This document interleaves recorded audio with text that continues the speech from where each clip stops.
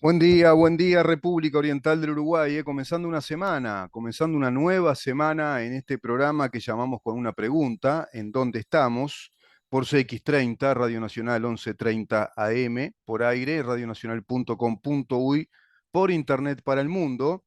Bueno, mañana vamos a tener una gran celebración, todos los integrantes de CX30 Radio Nacional celebrando su cantidad de años en el aire, esta radio familiar, radio que tiene fútbol, ciclismo, periodismo, periodismo político, social, que tiene espectáculos también. CX30 Radio Nacional, la radio plural del país. Así que felicitaciones a su director por los emprendimientos, por los nuevos emprendimientos que tiene CX30 Radio Nacional, su nuevo portal digital, su aplicación también, su remozada aplicación, que es la 30, y a su vez su canal de televisión. Muchos lanzamientos que se van a oficializar mañana, creo, si no me equivoco, a partir de las 19:30, 20 horas, y va a ser una jornada, bueno, extensa, con espectáculos, con cada uno de los integrantes de los programas presentando las características de los mismos, y vamos a estar nosotros, evidentemente, en esa gran celebración que será también filmada para el canal de televisión de la 30 y será difundida a través de los medios de comunicación. Así que, una vez más, felicitaciones. Yo no sé si vas a estar, Damián, por ahí, pero capaz que nos encontramos. No sé cuál es tu idea. ¿Estás al aire? Si querés salir un poquito al aire, ¿eh? Se quedó, a ver, se quedó Damián. ¿Puede salir? Me dice, no tengo micro, no tiene micrófono. No tiene micrófono. Micro sí, para tomar, para ir a tu casa, sí. Bueno, es muy porteño lo del micro, ¿no? Ómnibus sí. Perfecto. Sí, me dice ómnibus sí. Sí. Y me dice sí, voy. Muy bien, Damián. Perfecto. Damián en controles, con nosotros conversando a través del chat. Bueno, te podés comunicar a esta producción al 093-829-272, por Facebook, en donde estamos, también para el mundo, por Instagram, en donde estamos Uru, y nuestro canal YouTube, Mirá en donde estamos. En ese canal tenés todo el material editado, columna a columna, en imagen y sonido, a través de la producción de Mariana Peralta y Alejandro Barreto. Nuestro canal, Mirá en dónde estamos, canal YouTube. Por supuesto, es totalmente gratuita la suscripción. Si querés te suscribís, si no querés no te suscribís, tenés el material igual, podés ingresar a él y ver cada una de las columnas que vamos desarrollando con los temas que te interesan. Hoy venimos con un programa en el cual muy especialmente me voy a dedicar o voy a intentar hacer algo que espero que pueda salir bien, que es visualizar la batalla cultural que estamos viviendo, que estamos enfrentando en Occidente y concretamente en nuestro país, pero también en la región. La batalla cultural, esa mentada batalla cultural entre dos modelos de convivencia, dos modelos de Estado. Esa es la batalla cultural. Dos modelos de esa unidad política y jurídica que es un Estado nacional, ese proyecto que ya tiene 300 años, ese esfuerzo racional, ese esfuerzo de la razón, de la ciencia, de la filosofía epistemológica, científica, que indica que es la razón y los conocimientos científicos los que nos tienen que ir dando las pautas para arreglar nuestras vidas, para reglamentarlas, para ordenarlas reglamentariamente, jurídicamente, a partir o a través de un Estado de derecho republicano y democrático. Ese Estado de Derecho republicano y democrático, que parecía tan consolidado a medida que pasaba la historia, te repito, unos 300 años de esfuerzo, pero que pacíficamente quizá haya vivido su esplendor en unos 40, 45 años no más, es muy nuevito en la vida de la humanidad, porque es muy nuevo concebir extender la razón, la razonabilidad y la racionalidad de la condición humana hacia el plano de la convivencia pacífica de acuerdo a reglas de conducta que se establecen desde el poder del Estado. Y el Estado es la única, digamos, unidad política y jurídica que tiene el monopolio de la fuerza, como diría Max Weber. Bueno, la lucha o la batalla cultural es en pos de conquistar ese Estado con otras características. Y ahí entramos a ver que hay una corriente de pensamiento que atraviesa el siglo XIX y siglo XX y llega a nuestros días, que es el marxismo. El marxismo tuvo distintas etapas, se consagró como marxismo-leninismo en la Unión Soviética, se cayó a pedazos, cuando por allá, por el año 89, bueno, las multitudes se agolpaban en esa Berlín del oeste y en esa Berlín del este, y esa Berlín del lado oriental que quería salir hacia Berlín del lado occidental, la Berlín libre, en el centro de la Alemania oriental inclusive. Esas multitudes que, bueno, presionan como para que esos muros se caigan y simbólicamente cae todo un sistema totalitario. La presión de la prensa que se había apostado para ir a esa conferencia del primer ministro del Partido Comunista Alemán, que comete un craso error, prácticamente confesando que iban a dejar pasar a la gente hacia el otro lado. Se desploma la Unión Soviética, también en ese año, cae la perestroika, confesando que no era viable. Se cae también a pedazos la imagen, digamos que muy hermética, de esa China comunista, cuando miles y miles de estudiantes van a la plaza de Tiananmen en Beijing y son aplastados por tanquetas en imágenes muy potentes para el mundo. Estudiantes que enarbolan inclusive la Estatua de la Libertad en pleno Beijing. Qué contradicción, reclamando democracia, reclamando libertad de expresión. En Berlín reclamando libertad psicomotora, libertad de ambulante, reencontrarse con sus familiares que quedaron del otro lado. La aberración de un sistema totalitario que nacía de ese componente ideológico del marxismo-leninismo, que les había dado también una unidad estatal, constituciones socialistas y leyes socialistas, se caía a pedazos. En el año 90, cayéndose todo eso, ni lerdo ni perezoso, Fidel Castro instala el Foro de San Pablo con Ignacio Lula da Silva, a sabiendas de que la madre patria Rusia soviética no podía darle los recursos que le venía dando ya hacía décadas. La Guerra Fría muta hacia otra etapa y en todo ese periodo anterior de Guerra Fría, digamos en su momento álgido, en su momento, bueno, más pleno, años 60, los años 60, fines de los 50, 60 y 70, Uruguay vive tremendas y muy tristes etapas de atentados terroristas, grupos subversivos, desestabilización de las instituciones. Eso se apaga porque de algún modo las fuerzas militares vencen en los campos de batallas a esas organizaciones terroristas, militares y paramilitares, instruidas en Cuba, instruidas por la inteligencia cubana y también instruidas en la Unión Soviética a través de un soterrado ejército clandestino que sostenía muy profesionalmente el Partido Comunista del Uruguay. Todo eso deviene en una dictadura, en una interrupción de las instituciones. Volvemos a la legalidad del Estado de Derecho, volvemos a la democracia en el año 85 y sin embargo esa lucha sigue.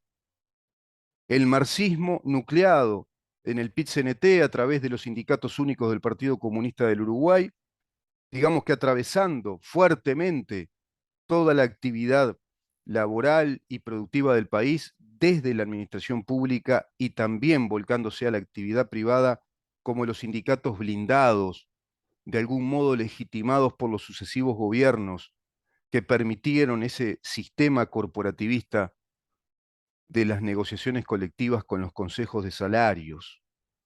Craso error para mí, porque permitió el crecimiento de esa fuerza política que se va cobijando o se va instrumentando en la versión sindical PIT-CNT, esa Federación de Sindicatos Únicos, y por otra parte, en la versión política, el Frente Amplio como una coalición de partidos de izquierda que hoy por hoy ya son evidentemente dirigidos, organizados por el Partido Comunista del Uruguay.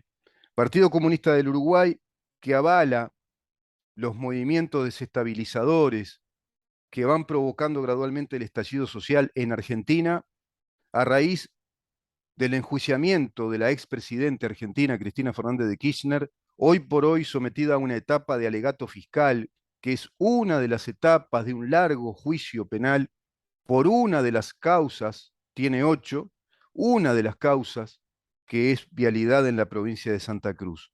Se trató de un alegato acusatorio, que es una etapa posterior a una primera etapa de instrucción, con el juez Arcolini y 2 fiscales que instruyeron en la causa, una causa que ya tiene, si no me equivoco, 8 años, y que a posteriori de 3 años de investigación de esta fiscalía que toma toda esa instrucción del caso Vialidad, a su vez a través de denuncias de un director de Vialidad en el periodo de Macri y Guasel, bueno, este fiscal Luciani con Mola dan evidentemente en 9 días un acumulado abrumador de pruebas, una acumulación probatoria detallada a modo prácticamente de una novela, si vos querés, de espionaje político, una novela policial, dan una detalladísima, un panóptico muy detallado, un panorama completo de la carga probatoria de lo que ellos consideran es una asociación para delinquir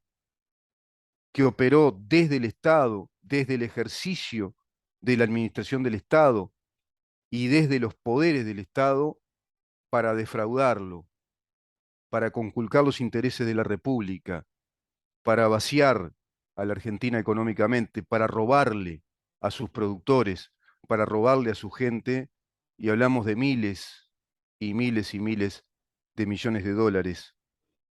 Ese alegato acusatorio es simplemente eso, es la etapa de acusación o demanda que hace un fiscal de la República Argentina en nombre de todo el pueblo hacia el tribunal de los magistrados que tomarán esa denuncia promediando noviembre, diciembre, y le darán la oportunidad, de acuerdo al debido proceso, a las 13 personas demandadas para que establezcan sus alegatos de defensa, sus 13 alegatos de defensa, cada una de ellas por separado, y a Cristina Fernández de Kirchner creo que le toca el sexto lugar. Por lo tanto, esto va para largo, esto va a consumir este año, el año que viene prácticamente todo, y quizá la sentencia definitiva salga a finales del año que viene o hacia el otro año. ¿Por qué digo esto? Porque sencillamente se está en una etapa de un juicio con todas las garantías de un juicio de acuerdo a la separación de poderes y de acuerdo a lo que la Constitución de la República Argentina le confiere como potestad y como competencia exclusiva al Poder Judicial para someter a juicio a cualesquiera de los ciudadanos de ese país, como ocurriría en nuestro país, porque vivimos en repúblicas democráticas que están sustentadas en un principio cardinal, filosófico primero y jurídico después, que es el principio de legalidad sustentado en el principio de la igualdad ante la ley. Somos todos iguales ante la ley, no vivimos en estados monárquicos, en estados autoritarios, totalitarios. No son las personas las que tienen un poder diferencial o distinto a los demás, sino que todos somos iguales ante la ley, sencillamente cumpliendo distintos roles, distintas funciones. Y un presidente de república, un ministro, secretario de un ministro, un integrante de un tribunal de magistrados en el Poder Judicial, la Suprema Corte de Justicia, un legislador, todos son sencillamente funcionarios públicos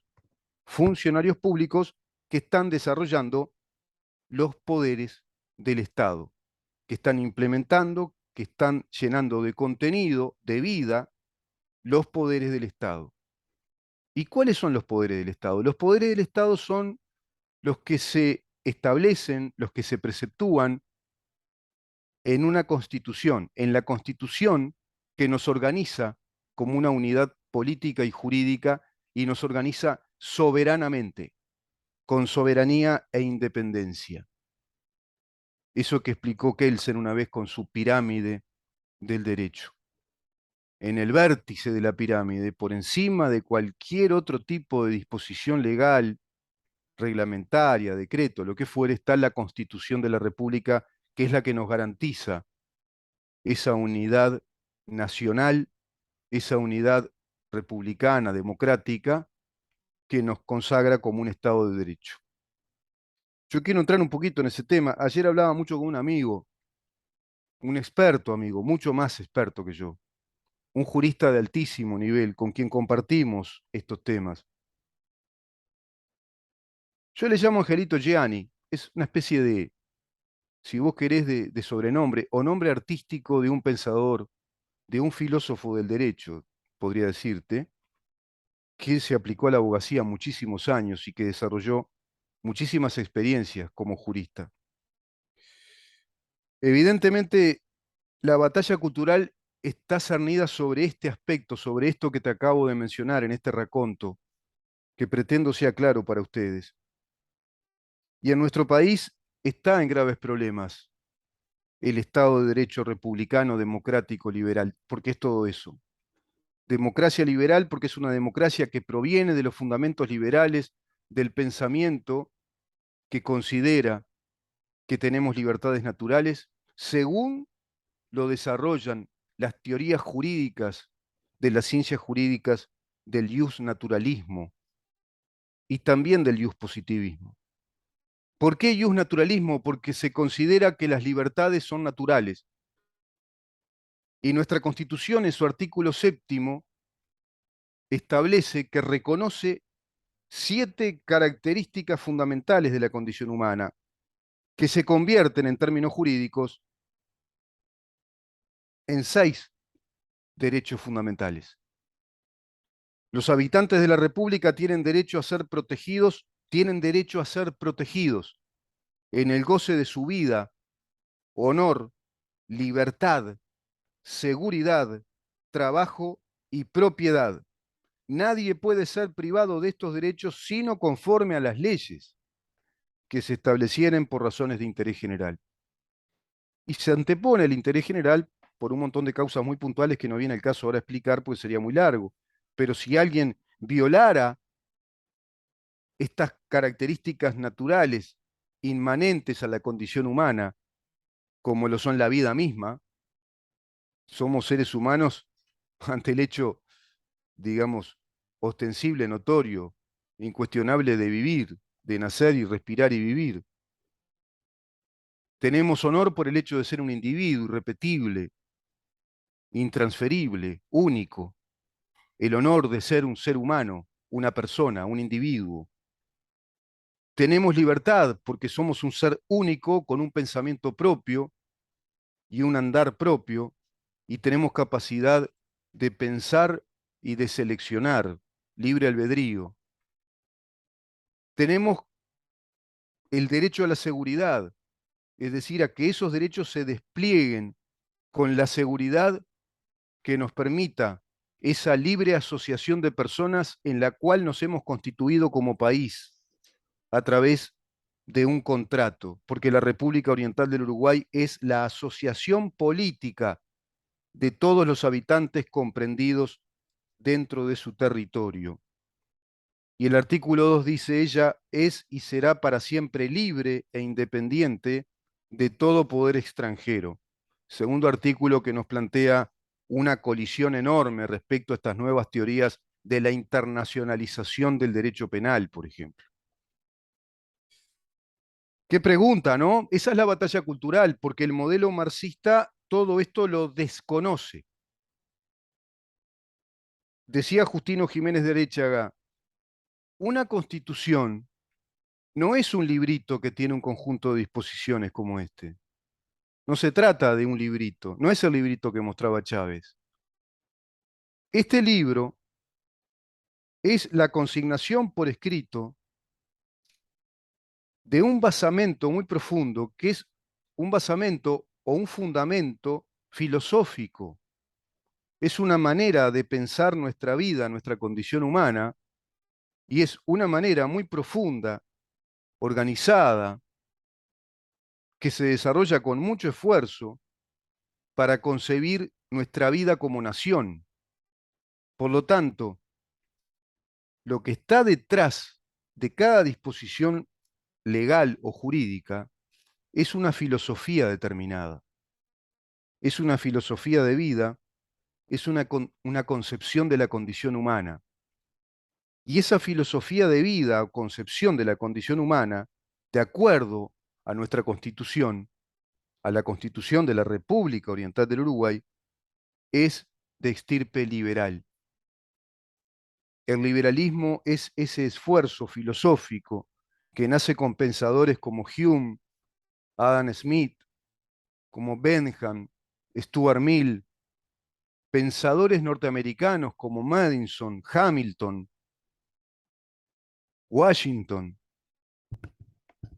tantos pensadores. Pensadores en Europa como Montesquieu también, como Gerard de Nerval, como tantos pensadores que dijeron, la condición humana es una condición eminentemente racional. La razón es la que nos indica el conocimiento y el desarrollo del conocimiento para convivir pacíficamente. Y la emoción es una condición humana de impacto. Nos impacta cada hecho de la vida. Lo atesoramos, se graba en nuestra emoción, en el alma, en el corazón. Eso más etéreo, más intangible.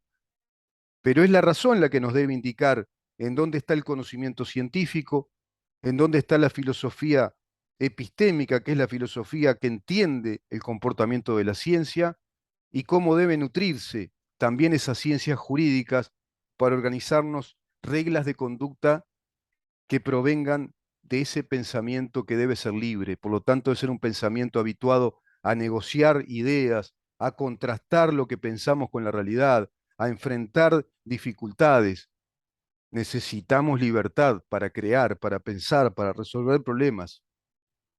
No necesitamos autoridades mesiánicas que nos hablen todo el tiempo de la igualdad social, de la lucha de clases, de las minorías oprimidas y de generar, como se va generando en nuestros países, un sentimiento muy distinto, antagónico, de vida social y de vida nacional. Muy alejadas nuevas generaciones de todos estos principios, muy alejadas. Y hoy vemos en Argentina las calles tomadas, incendiadas, pretendiendo institucionalizar la vida republicana argentina desde las calles y no desde la natural separación de poderes y las garantías de un debido proceso como se va dando en el caso de este procesamiento a Cristina Fernández de Kirchner, que tiene 8 causas abiertas y que todas serán de acuerdo a las etapas que indica el Código Penal argentino y sus leyes. Sin embargo, ocurre todo lo contrario en la actitud política de los que están organizados en las izquierdas de nuestro país. El expresidente Mujica saliendo a apoyar a Cristina Fernández de Kirchner. El Partido Comunista del Uruguay apoyando en pleno esta movilización espantosa, aberrante, que lo que está provocando es el copamiento de las calles, la ocupación de los espacios públicos, no permitiendo que niños que tienen que ir al colegio puedan dormir, que lloran ante sus padres, como dice la doctora Florencia Arieto, que vive en esa zona, porque hay bombos, platillos, griteríos, multitudes, un día, 2 días, 3 días, 4 días, acampan, dicen que van a hacer ferias, tomaron los espacios públicos para ellos mismos, para una parte de la sociedad argentina, para una corporación peronista, para un conjunto de personas que están clamando vivamente en las calles, bullangueramente en las calles, violentamente en los espacios públicos argentinos, por una idea instalada de una especie de heroína o de santa madre de la República Argentina, que sencillamente es una idea instalada políticamente que nada tiene que ver con la vida republicana de acuerdo a lo que la constitución de ese país les indica. Por lo tanto, hay un claro rompimiento de ese ligamen, de ese contrato social en un sector ya de la sociedad respecto a otro que sí quiere seguir viviendo pacíficamente de acuerdo a un modelo democrático y republicano. Los niños lloran de noche, 2, 3 de la mañana, sienten miedo, sienten mucho ruido, griterío, violencia, bombos, una clara distorsión a la sagrada paz familiar, a la intimidad del hogar. Y ese espacio público ya pasa a ser un espacio intimidatorio, prácticamente cuasi terrorista, para con la vida íntima de las familias y el espacio privado. Eso que tan claro tenían los romanos en la primera República Romana, qué increíble, cómo vamos muy para atrás por estas peregrinas ideas, tontas ideas de falsos pensadores y falsos mesías políticos que confunden a nuestros pueblos, especialmente a nuestras nuevas generaciones. La batalla cultural es esa entre el socialismo, el nuevo socialismo marxista que instala este tipo de vida, de ocupación de los espacios públicos. En nuestro país se da de otra manera, es la recurrente práctica de la ocupación de los espacios públicos, por ejemplo en la enseñanza, para hacer esa gimnasia. Entonces que venga la policía y desocupan, porque saben que hay disposiciones legales que no lo permiten, y vuelven a ocupar, y después se vuelven a ir, y vuelven a ocupar y se vuelven a ir. Paros programados, y además paros en solidaridad de un sindicato con otro, lo cual es totalmente ilegal, porque en definitiva el reclamo de un derecho laboral también es estrictamente individual y obedece a un contexto jurídico de reclamo respecto a ese contrato laboral o esa relación laboral entre una, dos, tres personas o un grupo de personas que legítimamente deben reclamar y reivindicar, inclusive desde una organización sindical, si ven vulnerados sus derechos laborales, pero no ocupar el resto de la fábrica o de la empresa, y menos que otros sindicatos ocupen otras empresas y otras actividades en solidaridad por trabajadores que ven su estricto derecho subjetivo, su derecho legítimo al trabajo lesionado por algún motivo.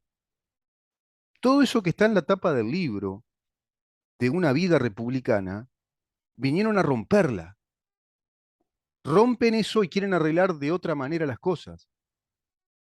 Como diría Bastiat, rompen ventanas que están sanas para traer vidrieros a que arreglen y pongan otras ventanas.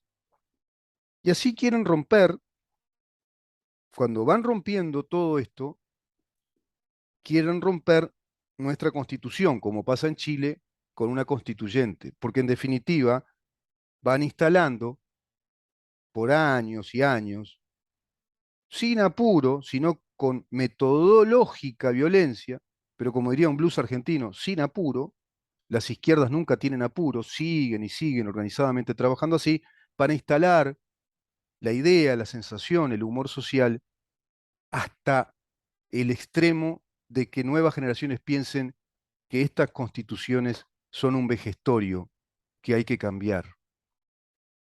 ¡Qué batalla cultural!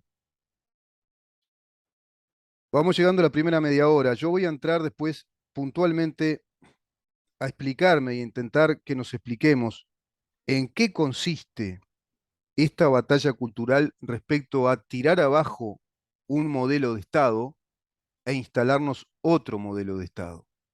Vamos a una pausa y continuamos.